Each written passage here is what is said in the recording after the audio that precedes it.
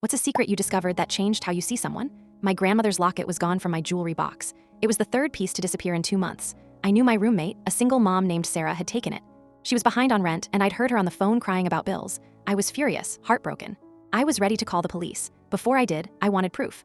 I went into her room while she was at her second job, waitressing. I was looking for a pawn ticket, something to show the cops. I checked her drawers, her closet, nothing.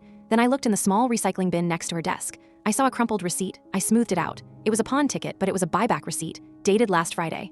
For my grandmother's earrings, the first thing that went missing. My anger turned to confusion. I dug deeper into the bin. I found more, a whole cycle of them. Pawn the locket on the 1st of the month, buy it back on the 15th. Pawn a bracelet on the 16th, buy it back on the 30th. She wasn't stealing from me. She was borrowing, using my most precious possessions as collateral for a high-interest, 2-week loan to cover groceries or medicine for her son. The realization hit me like a physical blow. The shame I felt was overwhelming. I had been so ready to see her as a thief, a villain.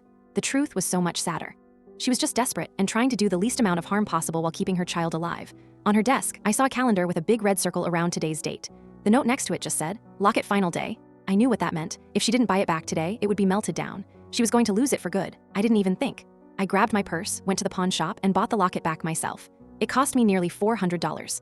When Sarah got home that night, she looked like a ghost. Exhausted, defeated. I was sitting at the kitchen table. I slid the locket across to her without a word. Her face crumpled. She didn't make excuses or try to lie. She just burst into these silent, humiliating tears, her shoulders shaking.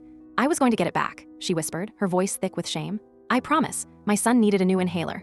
I got up the next morning before she was awake. I took all of my grandmother's jewelry out of my box, put it in a small bag, and left it on her pillow. I wrote a note that just said, "The interest rate is 0. Pay it back when you can." Her kid drew me a picture of a superhero and taped it to my